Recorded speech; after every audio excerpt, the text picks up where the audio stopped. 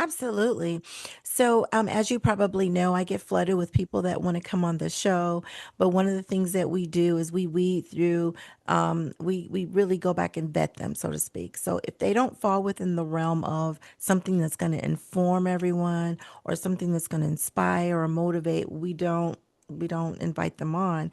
But for example, we'll have small business entrepreneurs, we'll have comedians will come on the show just to make everybody laugh and have some clean fun. We'll have in one particular case we had on a school teacher, we have on ministers, anyone that wants to come on that fall within the realm of informing, inspiring, motivating. And then I have hot topics. Hot topics are things that are what's hot going on in the news. We try to stay away from politics. Previously years ago we did, but now I said no. Let's just stay away from politics. So we'll try to talk about the things in the news or what's going on aside of politics. But for example, if there's a new law that's coming out or a new tax break, something that can help someone with their taxes or something in regards to an immunization for your children, Hot Topics is going to cover those things and let you know, hey, did you guys know this? So I have a great time over there, especially when the comedians come on. We have so much fun just Yes. laughing and talking. And I even had you on the show because you came on talking about your business endeavors. And so my audience, they absolutely love it because it's going along the lines of being positive, nothing negative. So we work really hard. My husband helps me and my daughter. She's a PR major, or she graduated with PR degree, so they help me quite a bit. And it's really a family endeavor right now as a business, but we love doing it. We love, love, love helping, and I love talking to people and the different guests that come on. Wonderful. And it shows. It shows that you love doing Oh. it. And it's always great when we can live our passion. Um, as a wife and mother of two adult children, what's the most important lesson you've shared with them about pursuing a successful and fulfilling career? Oh my goodness, that's a great question. The one of the things I teach my children, they're a grown adult. One is 28 and soon to be 25. I teach them the number one thing is make sure you treat people good, right? Be nice to people, treat them kind, be polite, be professional, and also just be good people or good individuals that are upstanding according to the word of God in the Bible. Because I always teach them if you do right and you treat people good and you have good intentions, God is going to bless you. And I tell them all the time if you've got that in your back pocket, there is no stopping you, no matter what you do. I always tell them think about integrity. Think about, is if you're going to do something, how would my mother or my father look at this? How would their grandkids, your legacy look at things? That's the number one thing. And the second thing I always tell them is that pursue your dreams. Take the talents that you have within you and make it work for you. Put it to work for you. Why are you going to work to be an engineer if you hate it, if you're not good at it? Do something that you absolutely love and go to work and do that and be the best that you can be. And I tell them if they have those things, that God will open many, many doors. And so they always tell me. And then the other thing I tell them too, and they always crack jokes and say, Mom, you mom, really? And they laugh. I said, life is a game. I said, remember when you were young and we used to play Monopoly, you buy the real estate, and I said, life really is a game. It's about the choices that you make. So basically, we always tell them, do what you got to do, right? So you could do what you want to do. So they always say, Mom, my daughter, she has a very successful career at a large corporation, and she comes back now and she says, Mom, oh my gosh, everything you told me in that regard is so true. And she's just been getting promoted, and we're super proud of her. And my son, we're proud of him as well with what he's doing. He wants to get in the film industry. But those are the key things I tell them that that's their foundation. Awesome. And I love the fact that because I have that same experience. I have a son that's 35 now, four Oh, grandchildren, wow. and so it's great to see not only seeing those things instilled in him, but then watching him instill those things in his kids, in the grandkids. And and because it's a different age, it's a Yes. really different era, Mhm. and children are different because they have access to Mhm. so much information. Yeah. And so there really are, no matter how you, uh, no matter what safeguards you take, there's so many things that they're exposed to that you really have to be aware of how they're taking in that information, and then how to take that old school knowledge Yes. and help them to apply it in this new school Mhm. world where Yes. they're getting information that we didn't get probably until our 20s, or seeing things, Mhm. at 10 years old that we would have never Yep. come in contact with. Our parents Mhm. just shielded us. So great to have what you're doing, positive, great family uh, uh, experiences that's helping us.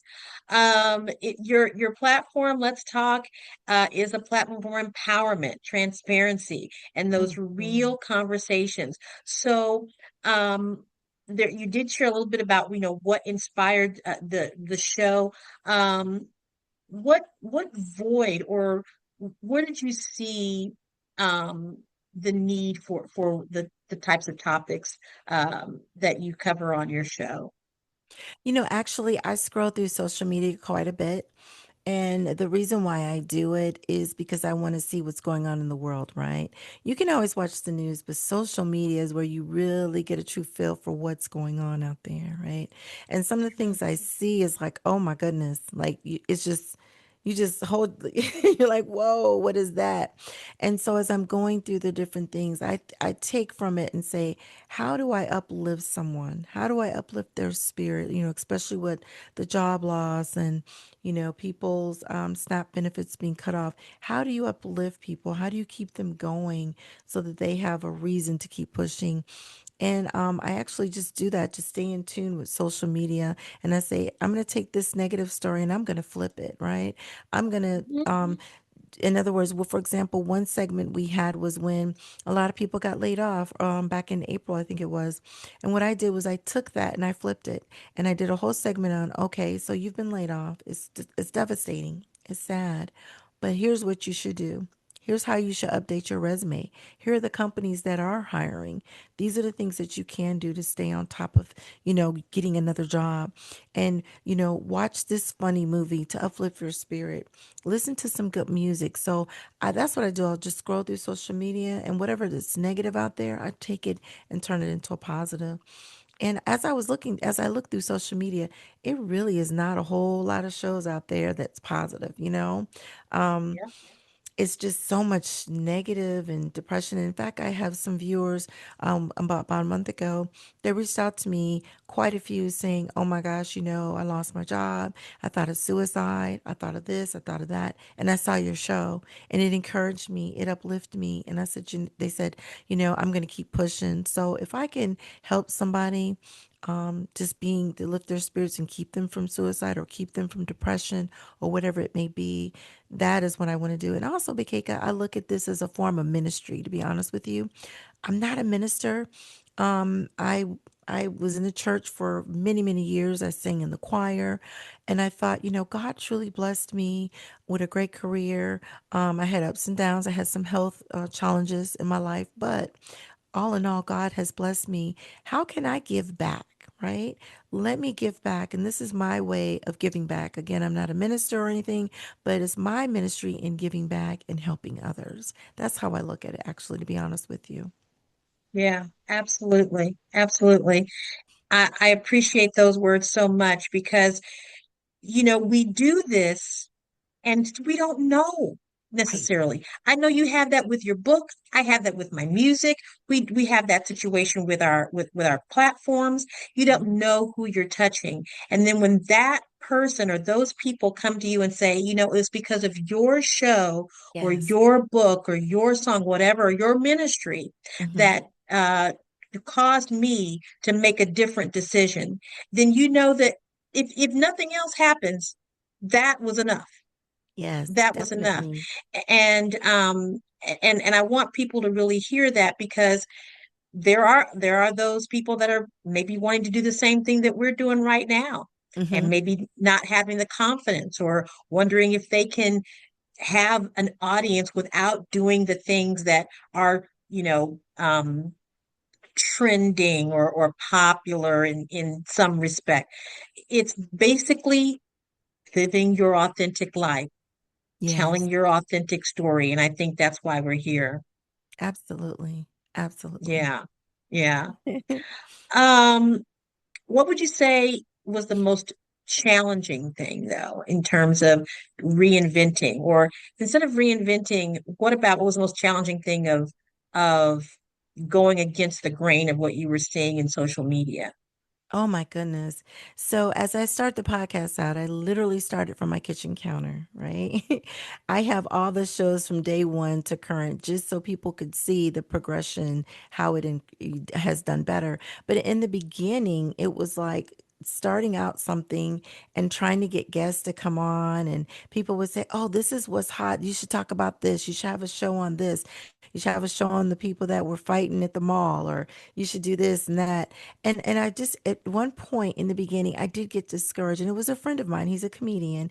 He told me, he said, let me share this story with you. He said when Oprah was starting out, and again, I'm no Oprah, but he said when Oprah was starting out, the executive producers wanted her to take her show and be something like a Jerry Springer. You're not the father type stuff. And she said, Mhm. absolutely not. This is the way I want to go. I'm staying this way no matter what. And she dug her heels in and she stayed that way. So that's kind of how my show has progressed. I just said, nope, I want to stay positive. And the more I had comedians and staying positive and talking about things that could help people, the show just began to grow and grow and grow. And so, my ultimate goal one day obviously is to have a million viewers. I'm gonna get Mhm. there, but to Yep. answer your question, yeah, in the beginning, looking at social media, I just felt so challenged because it was everybody. You could turn and watch somebody's podcast and they've got 2 million views because they're talking about somebody that fought in the mall, or this celebrity, or hot celebrity gossip, and I'm like, man, I want my show to grow too, but I just kept the faith and I just kept pushing. I just kept pushing. So yeah, Well, like with well, no, go ahead. Go ahead. no, I was gonna say shows like ours. The thing of it is that it's a good thing for people, and we just have to continue to keep pushing, and God will bless it to continue to keep growing and growing and growing. I agree. I agree.